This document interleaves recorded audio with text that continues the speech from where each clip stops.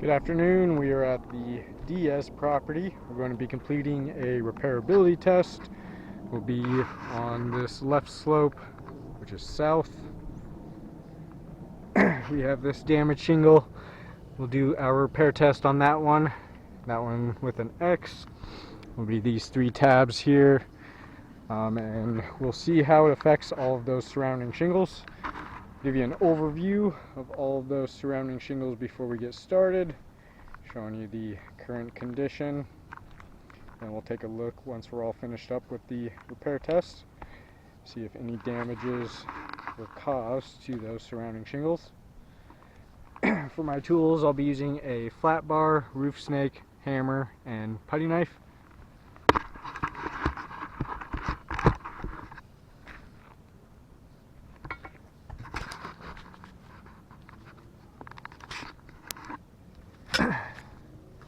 We'll get started by getting all of these shingles unsealed. We'll use the putty knife to unseal the top shingle.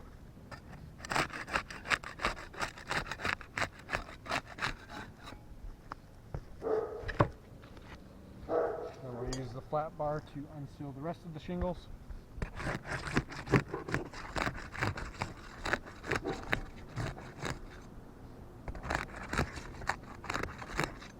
Now we'll start moving these nails.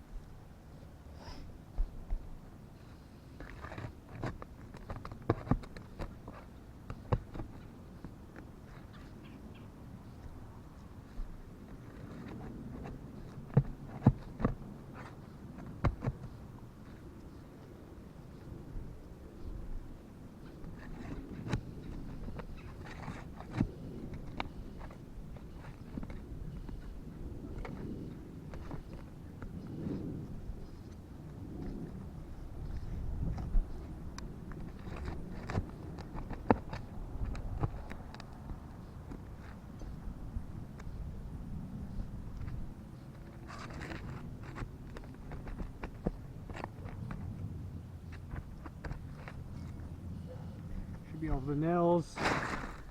Slide that damaged shingle out. We'll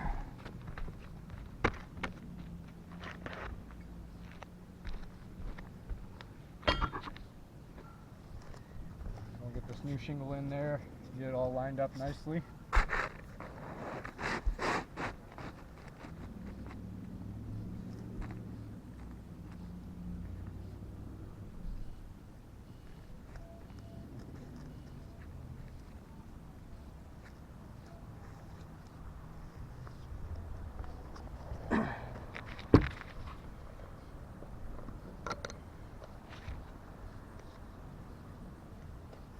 Now we'll start getting some nails back in there.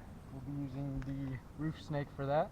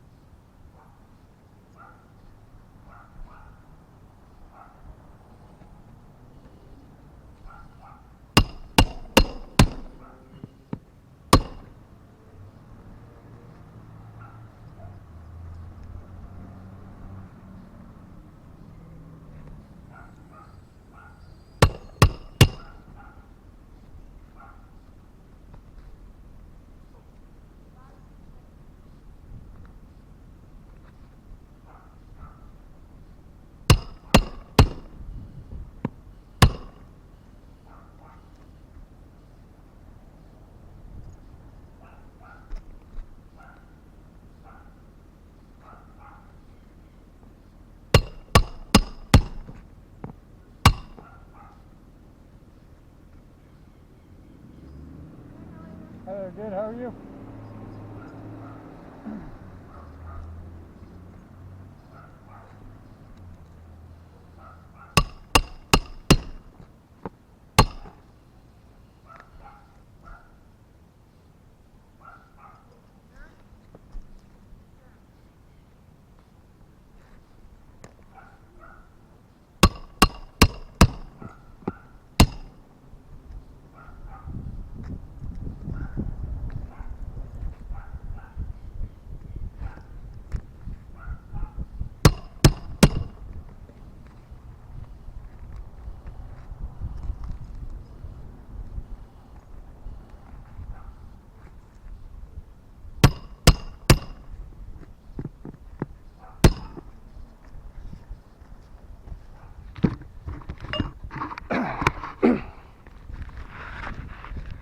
Alright, we're all complete with the repairability test.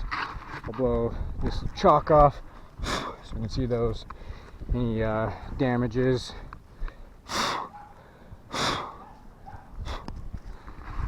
I'll give you another overview here after we've completed that repair test.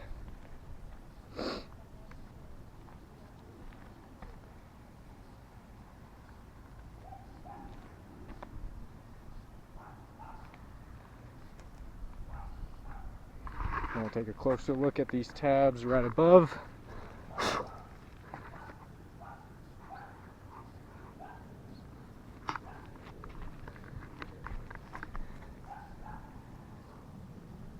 like we can see a small stress fracture right there. What those stress fractures are is the matting on the shingle breaking in those areas.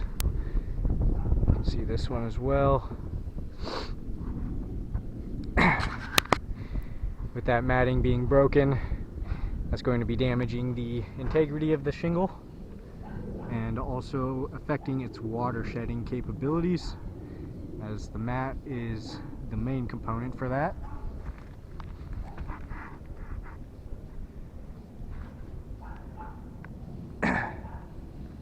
You can fill in those areas with the stress fractures. The tabs are weaker, so that's going to not allow the shingles to do exactly what they're designed to do as best as they should.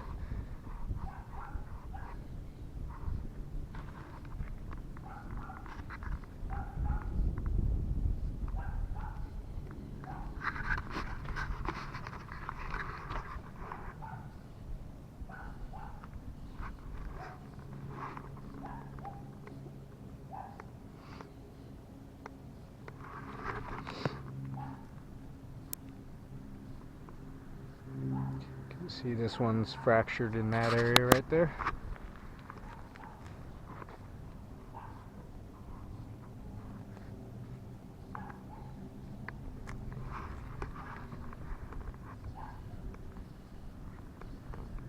And then this one as well, we have some in the corner there.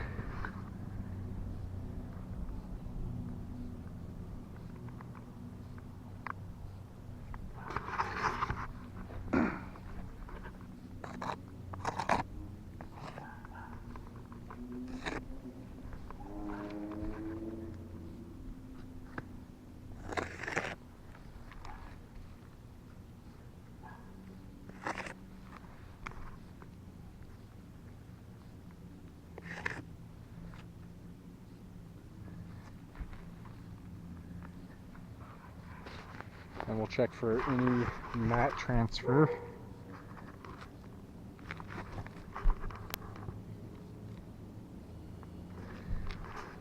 You can see some mat transfer right there.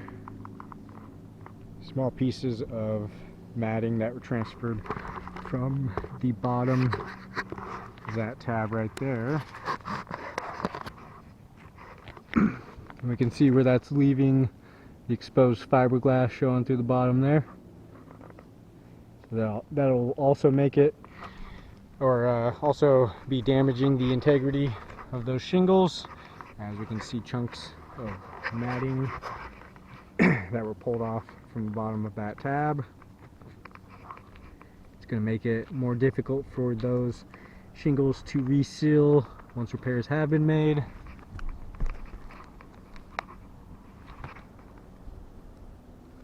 Looks like a little bit more right there.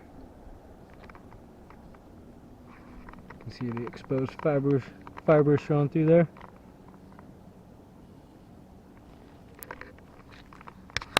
Check the damaged shingle, see if there's any mat transfer on that one. You can see some right there. Right there. See if we can find that on the bottom of one of those tabs. Looks like that should have been under this one, I believe.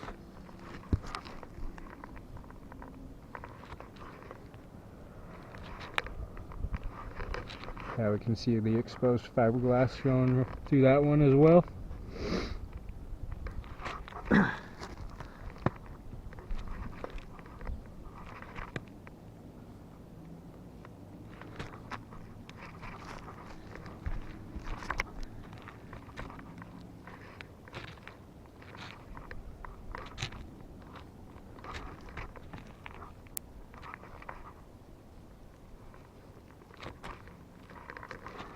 So we can see some mat transfer along this tab, and then some up along here as well.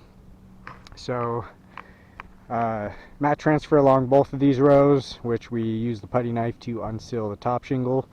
Then we use the flat bar to unseal this lower shingle. So it looks like either tool that is used looks like it'll be causing some form of mat transfer, which would be damaging those shingles as well. So I do not believe repairs are feasible to this roof, as we can see the damages that occurred, those stress fractures along with the mat transfer. Those are going to be areas for potential water intrusion, possible leak hazards, which is what we do not want to leave this insured with. We want to ensure when repairs are done that they're able to be completed without causing any additional damages. And we can see one tab on shingle 5, shingle 6, and shingle 8.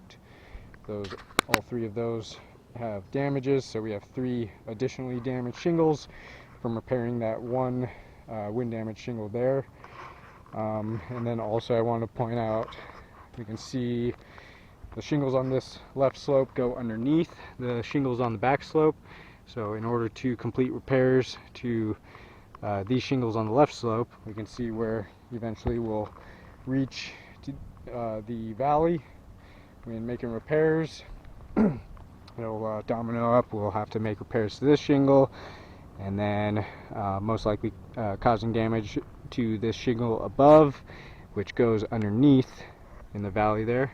So in order to complete repairs to this left slope shingles, to these left slope shingles, these back slope shingles will have to be manipulated, since the left slope shingles go underneath.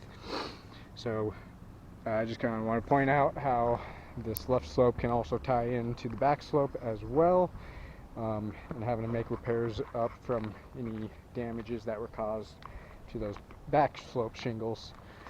But other than that, I do not believe that the roof is repairable with those damages caused by the repairability test. And I'll go ahead and have all of those damages chalked up. I'll get that mat transfer chalked up and get some better pictures of all of those damages. And thank you for your time.